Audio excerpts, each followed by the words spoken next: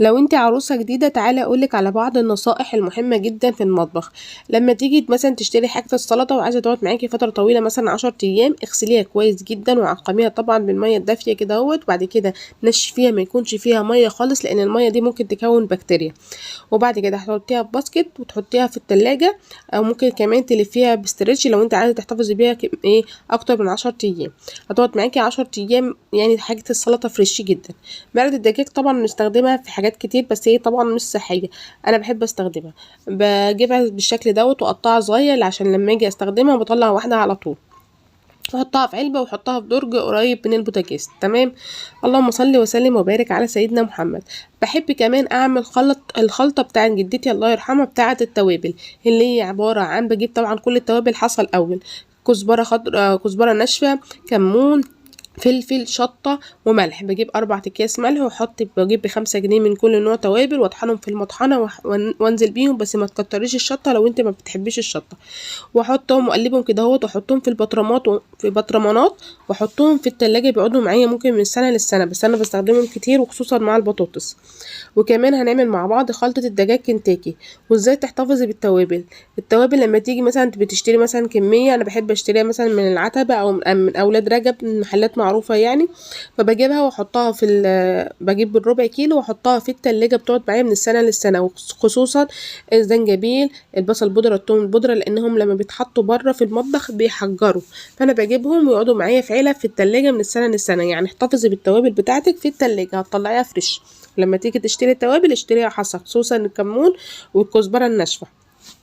انا كده عملت التتبيله بتاعت جدتي الله يرحمها واحطها في التلاجة. وكمان هعمل معاكم دلوقتي الخلطه بتاعت الدجاج كنتاكي، بتاعت السمك، بتاعت البانيه. هي خلطه واحده كلها انا بستخدمها. بجيب الدقيق بس الاول لما ارتب كده اهوت معاكم التوابل دي. علبه التوابل بتاعتي اللي فيها بصل بودره، ثوم بودره، زنجبيل.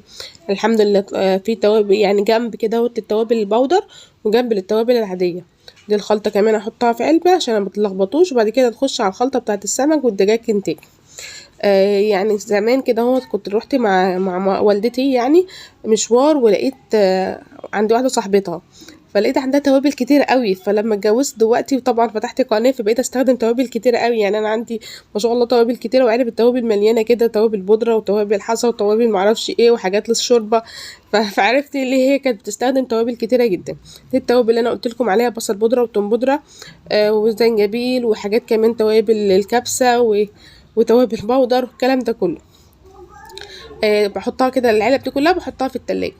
نعمل مع بعض بقى الخلطة بتاعت السمك والدجاج كنتاكي. هي خلطة واحدة: نص كيلو دقيق بنزل عليه بصل بودرة، توم بودرة، زنجبيل، بابريكا، كاري، كركم، بس حبة صغيرين من الكاري والكركم كمان ربع معلقة بس، معلقة كبيرة ملح، معلقة كبيرة التوابل اللي احنا عملناها من شوية، مرقة دجاج، معلقتين نشا. هقلبهم كلهم مع بعض واحطهم في بطرمانات. اجي اعمل بانيه اطلع من الخلطة دي، اجي اعمل دجاج كنتاكي بطلع، بس بحط عليهم سوائل بقى، لان خلطة الدجاج كنتاكي لازم تكون سايلة. بحط عليهم بضاية ونص كوباية لبن.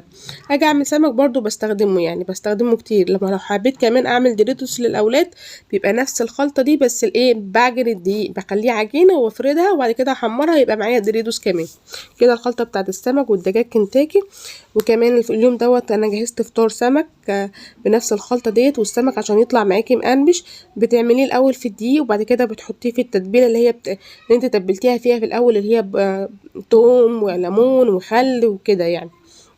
وبعد كده بتحمريه على زيت سخن وبعد كده تهدي النار شويه يطلع معاكي محمص.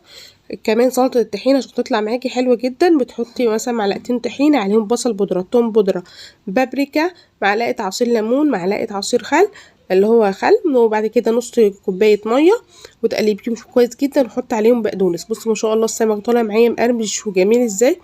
ما شاء الله ولا قوة الا بالله. طبعا يا ريت لو اول مرة تشوفوا قناتي اعملوا اشتراك للقناة وفعلوا الجرس عشان يوصل لكم كل جديد. ونصلي ونسلم ونبارك على سيدنا محمد. واكتبوا لي في التعليقات انتوا استفدتوا ايه من الفيديو دوت. تعالى اقولك بقى يا شاطره ازاي تطلعي الرز بتاع السمك لونه بني.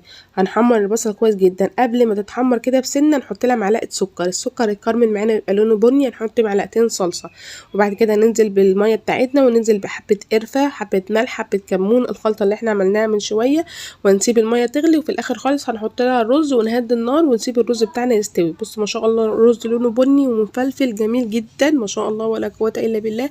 وده السمك بتاعنا.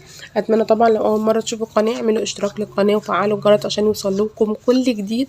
وده الفطار بتاعنا النهارده، اتمنى يعجبكم، بحبكم في الله، والسلام عليكم ورحمه الله وبركاته.